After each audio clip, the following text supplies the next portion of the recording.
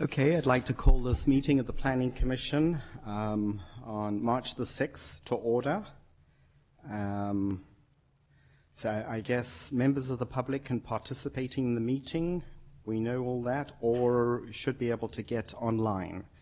So I hope people can get on online. It's been working very well for me when I've done that. Do I hand it over now to you for the Planning Commission reorganization, item B?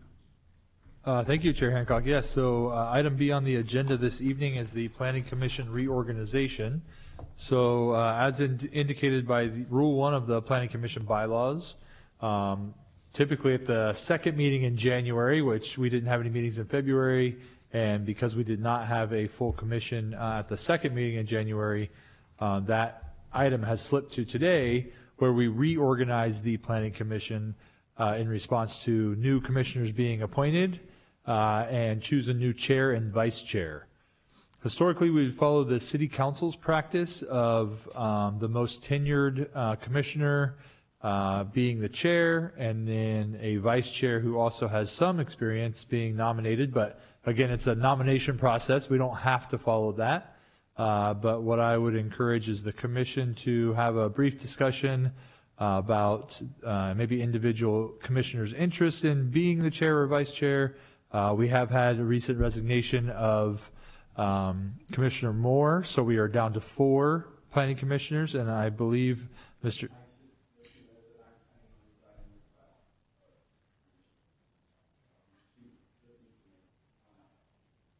So we will be down to 3 commissioners. We are advertising for 2 new commissioners, so if anyone is interested in applying, the application is available on the city's website. So if you're interested in being a planning commissioner, you can reach out to me or the city clerk, Kevin Patterson, and we're happy to chat with you about that. But tonight's item B on the agenda would be to nominate first, and then elect a new chair and vice chair to manage the Planning Commission meetings and agenda. Just ask a point of order. We've got administration of oath of office. Isn't that technically what comes first? Or that would come before this, correct? Right, so we should, because we're not a planning commissioners until that oath has been taken, technically, I believe. That is correct. Okay.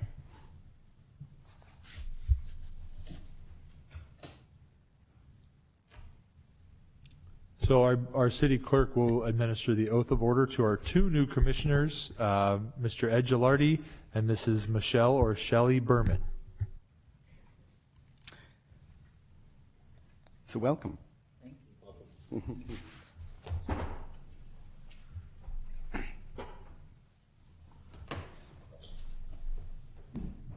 So we'll start with Mr. Gilardi. All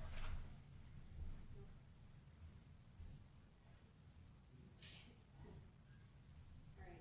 I, and you state your full name, I, Ed Gilardi, solemnly swear do solemnly swear that I will support and defend that I will support and defend the Constitution of the United States the Constitution of the United States and the Constitution of the State of California and the Constitution of the State of California against all enemies, against all enemies, foreign and domestic, foreign and domestic, that I will bear true faith and allegiance and I will bear true faith and allegiance to the Constitution of the United States to the Constitution of the United States and the Constitution of the State of California, and the Constitution of the State of California, that I take this obligation freely that I take this obligation freely without any mental reservation without any mental reservation or purpose of evasion, or purpose of evasion, and that I will well and faithfully discharge and that I will well faithfully discharge the duties upon which the duties upon which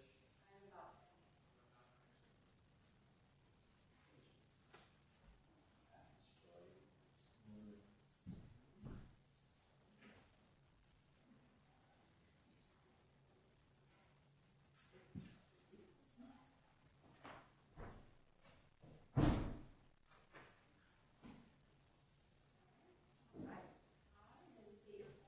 I, Michelle Berman, Solemnly swear do solemnly swear that I will support and defend that I will support and defend the Constitution of the United States the Constitution of the United States and the Constitution of the State of California and the Constitution of the State of California against all enemies, against all enemies, foreign and domestic, foreign and domestic, that I will bear true faith and allegiance that I will bear true faith and allegiance to the Constitution of the United States to the Constitution of the United States and the Constitution of the State of California, and the Constitution of the State of California, that I take this obligation freely that I take this obligation freely without any mental reservation without any mental reservation or purpose of evasion, or purpose of evasion, and that I will well and faithfully discharge and I will well and faithfully discharge the duties upon which the duties upon which I am about to enter. I am about to enter.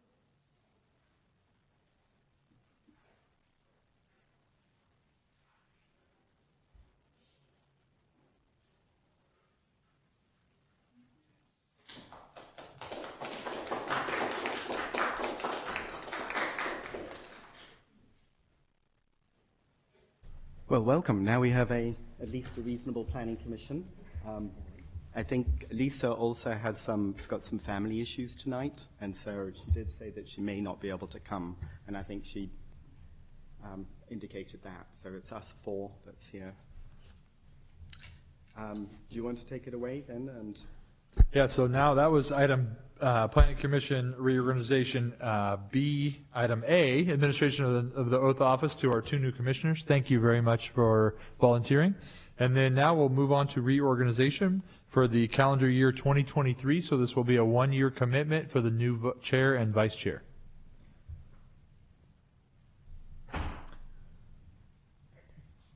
Well, I'll make a motion that John be chair of the Planning Commission. I'll second that. Very good. So let's take a roll call vote. Commissioner Gilardi, Yes. Commissioner Berman, Yes. Commissioner Savage, Yes. Vice Chair Hancock. Yes. Well, Thank you.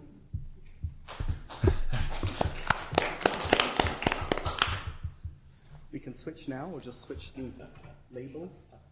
Does it happen that fast? Oh, I think we can make It does happen. So you are now the chair of the commission? There's no coronation? We can do that later. Oh, All right, well, don't go far, because we might need to do a thing here. All right, so the formal roll call, who administers that? Typically, the clerk or our planning commission, our planning technician, Carla Duncan, clerks our meetings as the planning commission.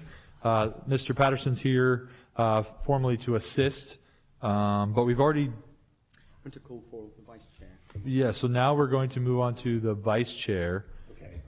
To see who is able and interested in participating as the vice chair of the commission. You interested? Sure. I'd like to nominate Ed Gilardi to be the vice chair of the Planning Commission. Okay, do we have a second? I'll second it. And then we do a roll call? Correct. Commissioner Gilardi, Yes. Commissioner Berman, Yes. Commissioner Savage, Yes. Vice Chair Hancock. Yes. Roll call. Yeah. Next time, we'll remember them now. All right. Anything else under the Planning Commission reorganization? That's it. So that has completed the reorganization, and I would like to introduce our other planning technician, Pratik Thapa. We have given all of the technical elements to meeting management and participation. Now we have two folks who help, two staff members, and so Carla takes the lead role and Pratik supports her, but sometimes he may be the lead role if Carla's out, or we might also see them at council meetings to help support everybody as folks are on vacation or out sick. So just want to make introductions for everybody since we have so many new folks participating. Okay, thank you, Noah. So item C, is that the roll call for who's present and who's absent? Correct. Okay, we'll proceed to that. Commissioner Berman, Present. Commissioner Hancock, Present. Vice Chair Gilardi, Here. Chair Savage. Present. Okay, and now we'll move to the approval of the minutes. Yeah, so we do not have minutes to present this evening. We will complete those and bring them back at the next available planning commission. All right, thank you, Noah. Do we have any changes to the agenda this evening? No changes, Chair Savage. Thank you. And then written and oral communications. We did receive one comment after the agenda was published, and that has been provided to the Planning Commission, and the packet has been amended, and hard copies are available for the public, should they wish to see them. Typically, you can also Okay. anybody online Right. or anything. So, And in addition to that, the public is asked to please step to the podium and state your name and address for the record. Please limit your comments to items not already agendized or discussion. So this is the time when the public would have the opportunity to step to the podium. If there's anyone. Okay, then moving on to matters at hand, and the first one. Sorry, Chair Savage, we'll do a quick call for. Oh, through the Zoom. Okay, thank you, Kevin. Thank you, Chair Savage. Speaking to our Zoom attendees, if you'd like to make a public comment, please use the raise hand icon, or if you're dialing in, dial *9.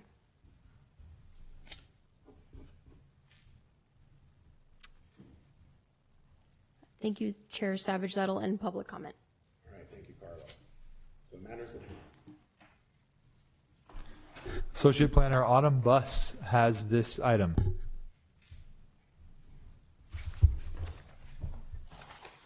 Good evening, Chair Savage and members of the commission. Tonight we have for your consideration the approval of a use permit for the Veranda Folletti Ranch project. I'd like to start with an overview of this, of the project. So you are most likely familiar with the property. It's right across the street from us. It's a city-owned property, just a little bit less than 4.5 acres in size. And historically, the property has been both as a ranch and a residence for the folks who operated the ranch there. The project that's proposed is to operate the property as a demonstration farm and a community educational and recreational facility. Essentially, the plan is to continue existing operations that are taking place on the site and at this time, and some expansion. And it's fairly modest expansion, primarily programmatic in nature, with a limited amount of physical expansion. And I'll go into that a little bit later. The activities on the site will include farming, animal keeping, community education and events, youth programs, cultural and historical programming, a community garden, produce, plant, and egg sales, as well as cottage food sales at some point in the future. The operators of the site who are under license agreement with the city are the Farmster organization and Sandy Loam. And we have representatives from those organizations here tonight, should any questions come up following the presentation, if the commission has questions for them. I want to go into, sorry, next slide. I want to go into the background for this project. The city purchased the ranch in 2008, and the goal at the time of the purchase was to operate a demonstration farm and community facility on the site. As part of the purchase, the city received funding from the Sonoma County Agricultural Preservation and Open Space District, which has that really long acronym that you see up there, which I won't try to pronounce. As in exchange for that assistance, the city granted a conservation easement to the Open Space District. And the conservation easement basically requires that the property be preserved and that it be used only for agricultural, historic, educational, and recreation uses, so not residential, which is what the property was zoned previous to last fall, as a residential zoning. Farmster began operating several years ago on the site with the demonstration farm and the animals that are out there on site now. And Sandy Loam began operating shortly afterward. As I said, both of those organizations have license agreements that are updated annually with the city with an annual work plan. In fall of last year, the city did rezone that property from neighborhood low residential to open space recreation. And at that time, also amended the zoning for that district overall, for the OSR district, to include a number of the uses that are proposed for this site. Next slide. So as you know, there's quite a lot going on out at the site already. The existing conditions include a large amount of animal pasture and open space. That's sort of the primary use of a large portion of the property, and that will continue into the future as is sort of viewed under this, or is proposed underneath this permit. There's also a certain amount of crop production, plant cultivation for food and other purposes on the site, and there will be some expansion of that as well. There are animals out on the site. We have some cows, sheep, goats, and chickens. There are a number of structures on the site as well. There's the former residence on the site that is currently used for Sandy Loam's youth programs. There's the water tower on the site, which is used for storage. There's a bathroom on the bottom as well. And then Farmster keeps their offices up on the top floor of the water tower, so they can kind of look down and see what's going on down on the property. There is also an historic barn on the site, as well as an animal stable and storage building, which is also an older, same vintage as the barn. There's also 2 hoop houses or greenhouses on the site, and then there's a handful of small structures that are used for storage or animal pens. We also have a walking path alongside the property on East School Street and a picnic area over here at the corner of East School and Rancho Way. Programming that's been taking place on the site includes farm days open to the public to come and view the farm, classes, community festivals, and a number of these things are run in conjunction with the city's recreation division. Field trips and after-school programming for youth, summer camp programs, and of course farming activities, animal care, and maintenance of the site. Next slide. So the proposal for this project is essentially to continue all of those operations, again, with some minor expansion of events, classes, camps, so those programmatic activities, some expansion of crop production, the addition of a plant nursery for future propagation of plants for crop production on the site, but also for sales at a future farm stand. Community garden at some point in the future. The installation of a produce stand to sell items that are produced on site, and artisan and craft manufacturing. And essentially, in spite of that lofty name, what that really means is producing cottage goods, craft goods, primarily by hand, things that are made from the produce on site. And possibly a farmer's market could be held on site in the future as well. Okay, next slide. So taking a look at the land use setting for this project and the Veranda Folletti Ranch property, the property falls under the general plan land use designation of open space and parks, which is essentially lands that are suitable for open space, active and passive recreation, community facilities, visitor facilities, and conservation of areas of important aesthetic, historic, or natural resource significance. The zoning, as I mentioned, is open space and recreation, which is essentially properties that are appropriate for use for parks or recreational or cultural facilities. Next slide. So some of the specific land uses that are proposed under this permit include this laundry list here. And these are described in much greater detail in the staff report. I want to just call out a couple of highlights. One is that when we're talking about agricultural accessory structures, that's where we're talking about both barns and storage sheds, but also greenhouses and hoop houses. Okay, so that kind of, it's a broad category of structures you might find on a farm property. You also see on the list meeting facility public. What that use is targeting is specifically the holding of events and classes on the property. Those are primarily taking place outdoor at this time, and under this use permit that will continue to be outdoor events only. It's not contemplating any indoor activities using beyond childcare activities, youth program activities in the residence that's operated by Sandy Loam, the former residence building. It's not encompassing the use of any of the other buildings on the property. You also see child daycare on the list, and that is the only land use that we have in our code that is applicable to running youth programs, camps, after-school enrichment, all of which are within Sandy Loam's programming area on the site. They will not actually be operating a daycare center or any kind of a daycare facility. So all of those uses require a conditional use permit in the open space recreation zone. Next slide. I want to talk a little bit about parking and access to the property.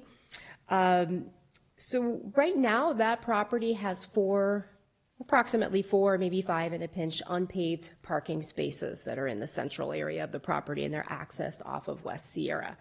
Those sites are really for use by volunteers and staff. The visitors who come to the property will be accessing the property primarily by foot, and they are going to be directed to use parking that is along East School Street or in the parking lot here behind City Hall or in the front side of the community center. So there is one accessible parking space on the property. It's a paved space that the city installed, and that space can be made available for visitors by arrangement. There is also, I believe there are two accessible sites along East School Street, one in front of City Hall and one in front of the community center, and those will be available for visitors to use who need to access the property. Next slide, please. So the use permit contains conditions of approval. And you'll find those in the resolution in your packet. And I just want to go over some of the highlights of what we're proposing as conditions for this project. One is that the agricultural accessory structures will be limited to 20 feet in height. Typically, on a property of this size, the height can go up to 28 feet. And we thought 20 feet is much more in keeping with the nature of that site and the surrounding areas. In terms of the crop production or the actual farming activities on the property, we're proposing a 10-foot setback from any property line that is immediately adjacent to residences. The use of heavy equipment would be limited to 7 days a year, limited hours, and that the operators would put notices out on the periphery of the property in advance, letting neighbors know that there would be some activity and additional noise on the site. And in addition, no pesticides or other similar substances will be allowed to be used on the property. When the produce stand is installed, it will also have some limited hours between 8 a.m. and 7 p.m. And then I mentioned the visitors and customers, anyone who's coming to the property who is not a volunteer or employee will need to be directed to the on-street parking spaces or the parking lot. There are also some use-specific standards that are described in the staff report that come along with the community garden use or some of the urban agriculture land uses as well. Okay, next slide. One of the parts of the use permit is making findings, and so you'll find those again in the resolution. And typically there are 5. We have 6 for this use. The 6th is related to urban agriculture uses specifically. So the Planning Commission makes a finding of consistency with the zoning code, consistency with the general plan, compatibility of the project with nearby land uses, finding that the site is suitable for what's being proposed there, and that the project is not detrimental to the public interest and health and safety. The 6th finding is compatibility with nearby residential specifically, and again, that comes with any permitting for an urban agriculture use. So essentially, staff finds that this project as proposed is really an expansion on a modest scale of an existing use that has been coexisting with the neighbors nearby and has proven to be quite compatible. The level of expansion and change does not seem likely to create negative impacts on the neighborhood, and we have the list of conditions of approval that you find in the permit that will further help reduce any negative impacts on the neighborhood. And actually, we find that the project will most likely create a significant public amenity for residents in the neighborhood and the larger community. Next slide. Moving on to environmental reviews. So this project needs to be evaluated under the California Environmental Quality Act, CEQA.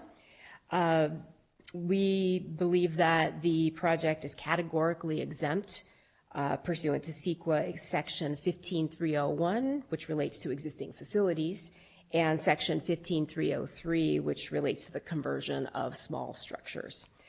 In addition, the project is consistent with the EIR for our general plan, and as such, no further environmental review is required. Okay, next slide.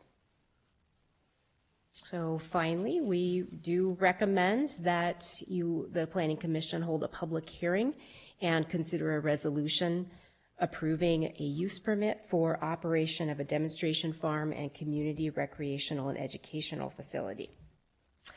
I'm available to answer any questions that you have, and any I can't answer, we have our representatives from Farmster and Sandy Loam here as well.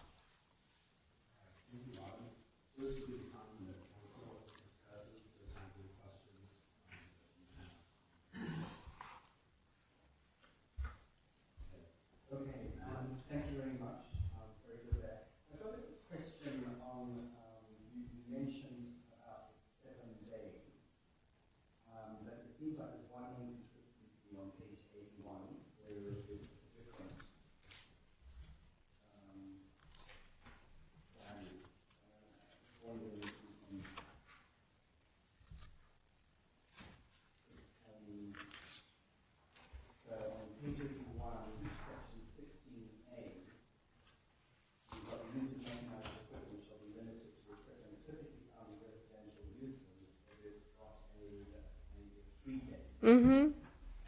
Yeah, so that is specific to community gardens. So the 7-day limit is related to the crop production uses.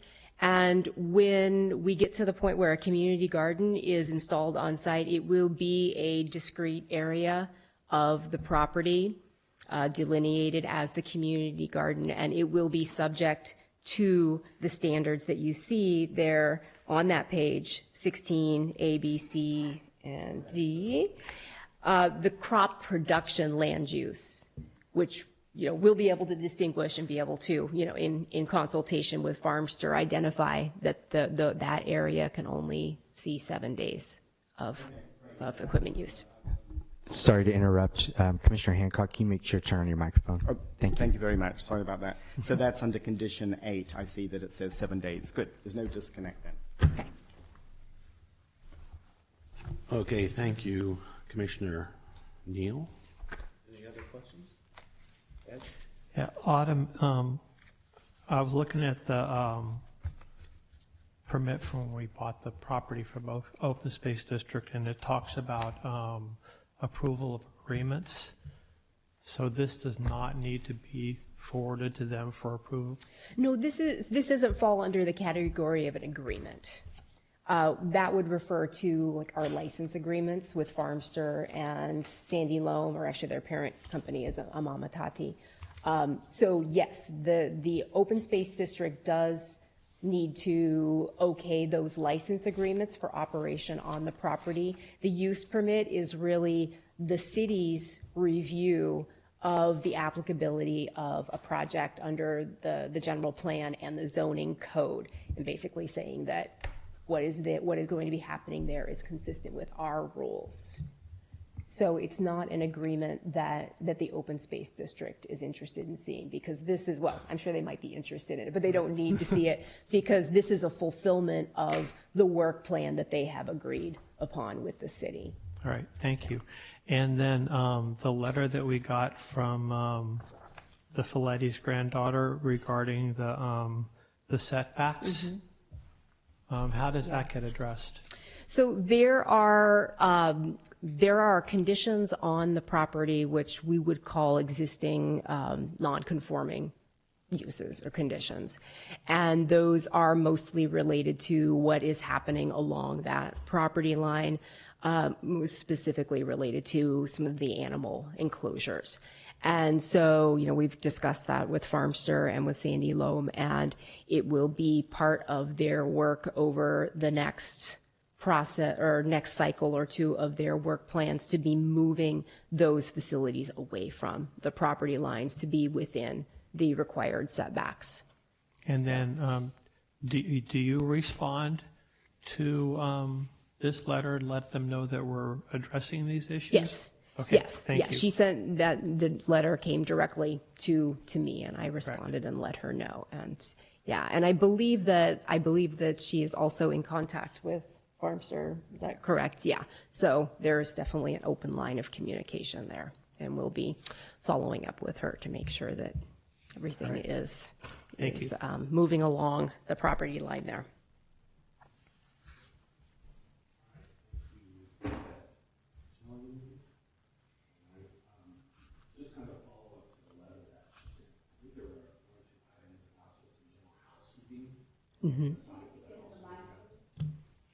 So, sorry, just to follow up on Ed's comments about the letter that we received.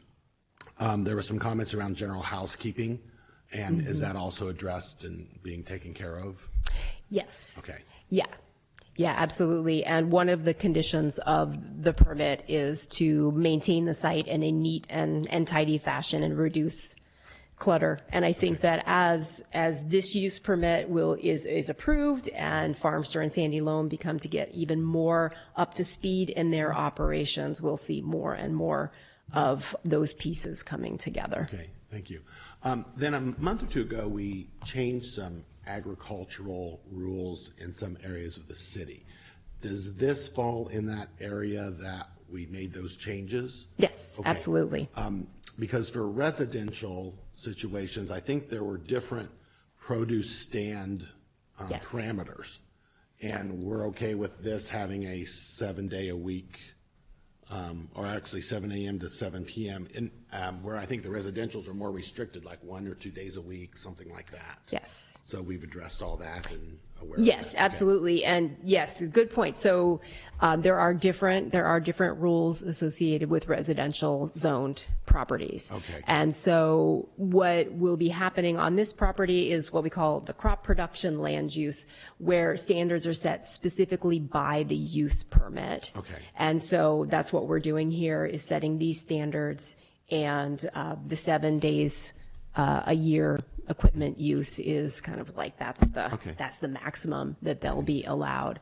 And then I think when we were talking about the residential situation, there were some guidelines around signage and things. What's the signage situation for the farm here? So any signs that they would like to put up are actually subject to the conservation easement, which requires that there be a limit of size of 2 by 2 feet, actually, for signs that go up on the property, although I don't think that they're limited in number of signs. I think it's just the size of the signs.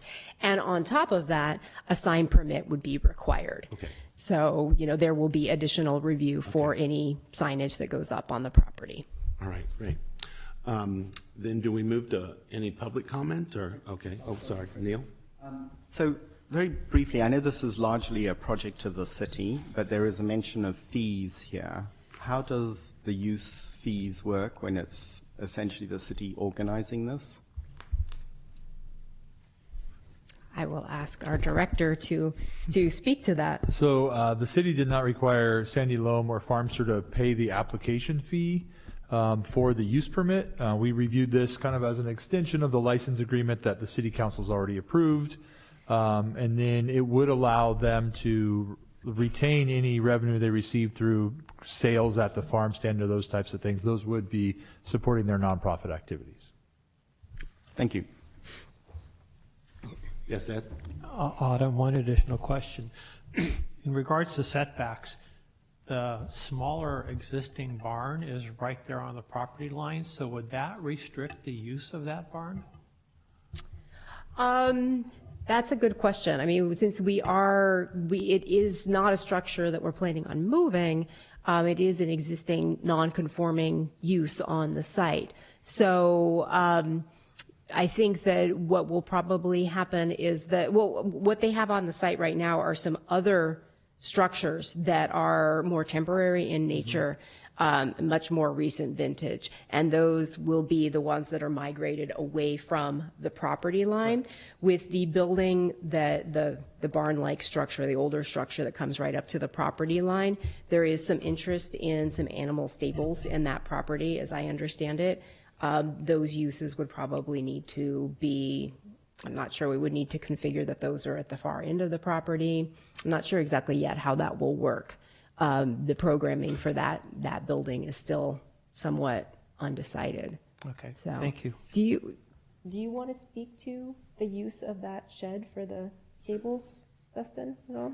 I'm going to defer to Dustin from Farmster to talk about the use of that building. Hi there. Thank you for the question. So for the furthest end stable barn, originally was the chicken brooder house. Yeah, it does fall within that accessory dwelling unit as well as just the setback. We do have a barn workshop coming up, which will show some of the concepts that we are considering. If you were to look at that building, it's a long rectangular building. Imagine a stall pathway, just like Cotati Large Animal Hospital. That's where I'm modeling the stalls and the pens and the hardware, so on and so forth. So on the left-hand side, you'd have interior stall as well as an outdoor pen that you can release them to, so they have a little bit of space in the sun as well as indoors. And then on the West Sierra side, we're envisioning some sort of chicken keeping operation. There's currently a national bird flu disease going around right now, and one of the best things is limiting the amount of visitors, the amount of foot traffic, any contamination from vector issues of like birds, rodents, so on and so forth. So having a sealed environment would be great, but what I'd imagine is in the workshop we'll talk about potentially repositioning that barn to meet or come up with some MOU with the current property owner to solidify it before we invest all of those dollars into that concept map and plan. So that's all we've got right now, but definitely an animal keeping barn to get them out of the winter effects, summer effects, and be able to do more private care sometimes. We're pretty exposed out there. We got to trim some hooves and so on and so forth. So, thank you. Thank you. Thank you.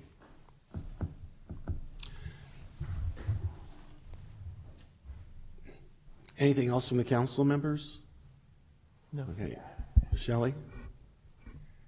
So I'm concerned, as the farm gets more use and more people come onto it, more of the community to do agriculture, to hopefully to use the land, that perhaps the neighbor, especially the granddaughter, might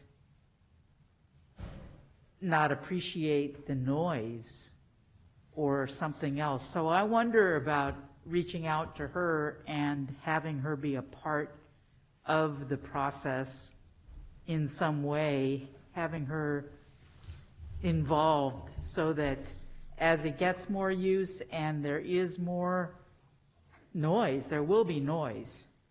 Because when people get together, they like to chat and eat, and who knows.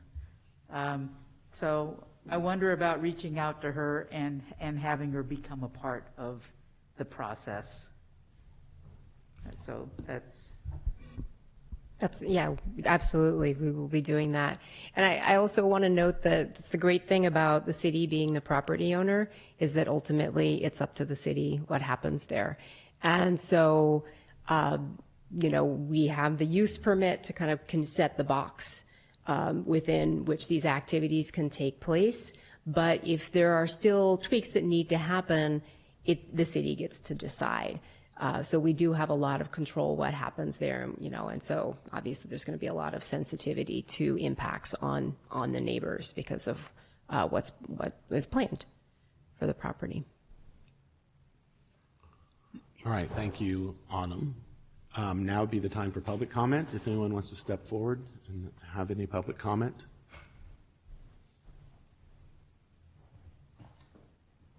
All right, what about online?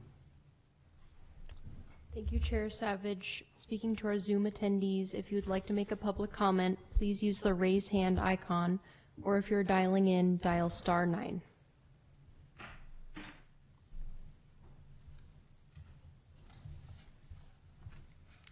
Chair Savage, that'll end public comment. All right, thank you, Carla.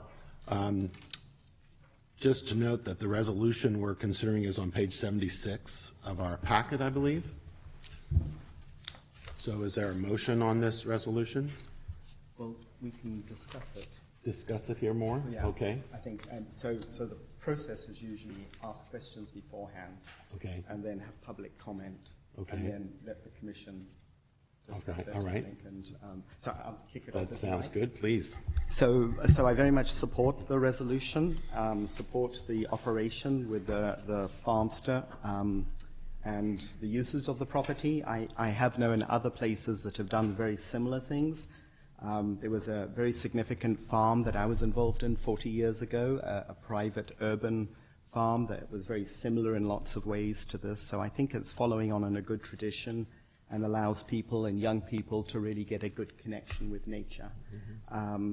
I do think the expression of working with the neighbor makes a lot of sense. And I think this property has been divided from that. So in purchasing it, I think it's come from that. There's a long history of those two together, but I very much hope that the process will support the neighbor with that. All right, thank you, Neil. Yeah, I agree with Neil. I think both programs are fabulous, and they're going to be a great asset to the community. And I know for those of you who knew Jenny Filetti, she had a great deal of pride in that property. And I think she would be happy with some of the uses. I don't think she'd be happy with all the uses, but I think we're moving in the right direction. Thank you. Shelley? I'm very excited at the prospect of the community getting involved and working together and creating food, especially for community access and opportunities for folks to learn how to garden. Maybe I saw in the 2008 purchase that maybe there was going to be a master gardening something going on. I think that that's really exciting to bring in seniors as well to make folks feel valued in our community and create something together. It's a beautiful piece of property. I was walking around it today, and just all kind of things can happen there. And it doesn't need to be huge for a lot to happen, for a lot of food to be produced, and hopefully for a lot of eggs. And so I was concerned about only 22 chickens. I want more than 22 chickens. So I'm just excited. It seems like a great opportunity. Thank you. So could I propose the resolution? Please. A resolution of the Cotati Planning Commission approving a use permit to allow the operation of a demonstration farm and community recreational and educational facility on the Veronda Folletti Ranch property located at 175 West Sierra Avenue, also known as PA 2223 APN 144-250-008. All right, thank you, Neil. And then we need a second, is that correct? I'll second that. All right, and then a roll call, Carla? Commissioner Berman, Yes. Commissioner Hancock, Yes. Vice Chair Gilardi, Yes. Chair Savage. Yes. All right. Moving on now to other matters at hand. Another topic, transitioning from summary minutes to action minutes for Planning Commission meetings. Thank you, Chair Savage. Just briefly, item G2 of the agenda is a discussion of, as you mentioned, moving from summary minutes to action minutes for Planning Commission meetings. As we mentioned at the outset of the meeting, generally the Commission follows the council practices, and currently the Commission staff support prepare summary minutes for Planning Commission meetings. And the minutes are the official record of our meetings, and they reflect the type of meeting, when and where the meeting was held, the action taken, and the votes.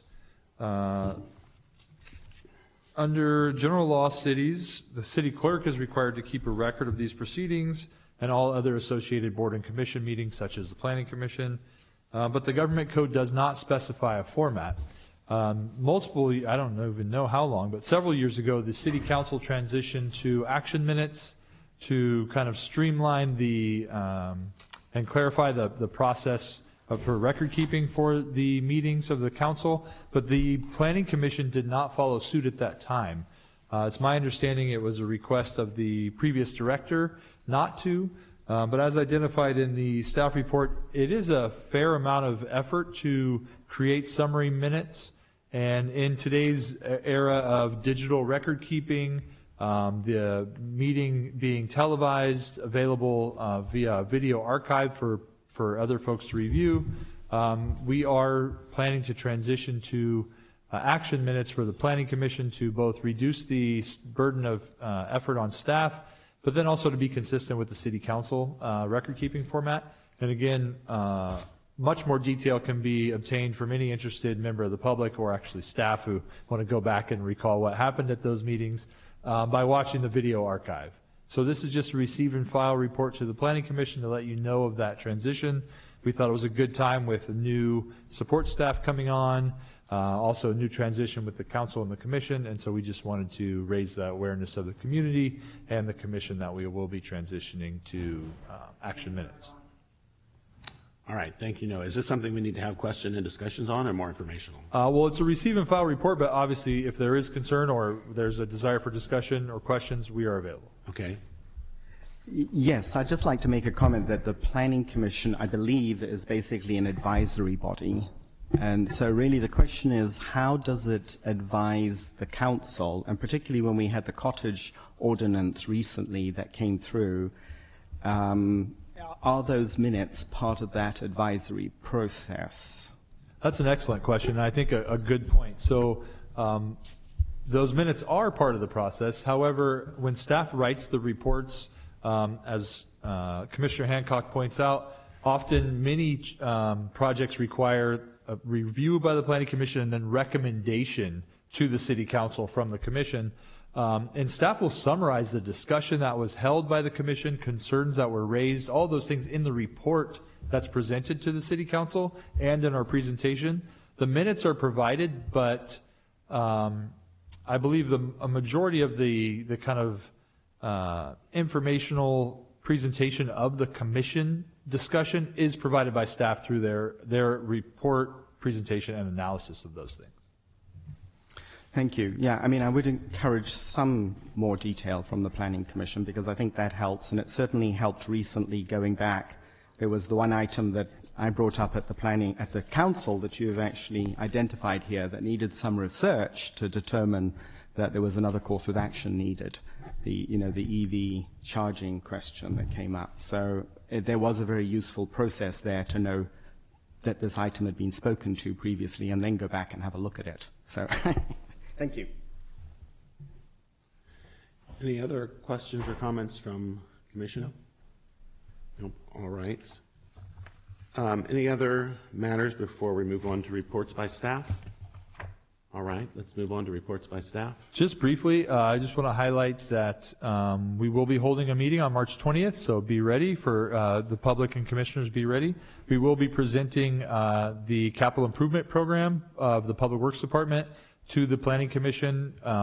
So requirement under the law that the Planning Commission review the capital improvement program and find it consistent with the city's general plan before it gets presented to the City Council. So that will be on the agenda for the 20th, as well as the city's draft housing element. So many folks in the room and watching at home are aware that the city's been working on updating our housing element for over a year now, and it is ready for review by the Planning Commission and ultimately the City Council. And so while we were originally considering trying to put that on the agenda tonight for the joint Planning Commission City Council meeting, that is being continued, and we'll talk about that more at the next meeting, but it will be on the March 20th Commission agenda for review and a recommendation to the City Council. All right, thank you, Noah. Any reports by commissioners? All right, and I think we're ready to move to adjournment. All right, do we have a motion to adjourn? All right, second? I'll second. All right. Do we do a roll call on that or just say the meeting's adjourned? All right, we made it. The meeting's adjourned. Thank you. Well, congratulations.